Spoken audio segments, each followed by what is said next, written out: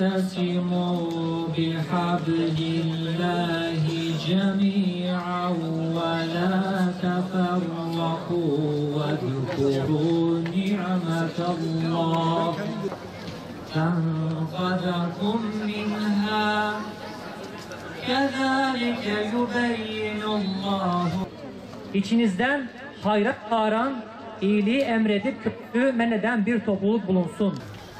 Bu kadar yakında, bu kadar ortak şeylerimiz olmasına rağmen nasıl bu kadar uzak kalabildiğimizi, nasıl yabancılaştığımızı, yıllar önce savaş sebebiyle buraya geldiğimizde, Türkiye'ye geldiğimizde siz Suriyelileri konuk etmeye başladığımız zaman anladık.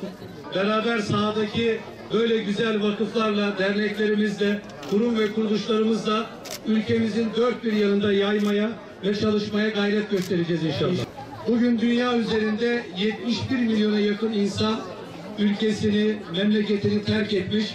Bunun da 5 milyon insanı da ülkemizde, vatanımızda barındırıyoruz. Tüm dünya adeta gözlerini kapatırken ülkemiz bu duyarlı yaklaşımını devletimizle ve Necip milletimizle göç politikasını insan odaklı temelini oluşturmaya devam ediyor.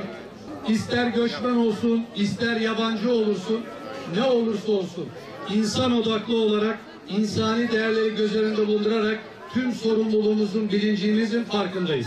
Göçün tabii ki en mağduru kadınlar ve çocuklar.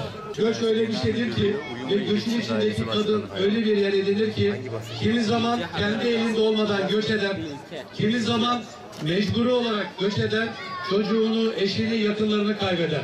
Bunların tüm hislerini, duygularını çok iyi biliyoruz. Hepimizin amacı vakıflarımızda, derneklerimizde, tüm kurum ve kuruluşlarımızda hepinizin hayatınızı kolaylaştırmak, hayatınızda bir değer vermek, umutlarınızı, beklentilerinizi ve yarının geleceği olan çocuklara güzel bir dünya verebilmek. Bugün burada aranızda olmaktan duyduğum memnuniyeti ayrıca belirtmek istiyorum.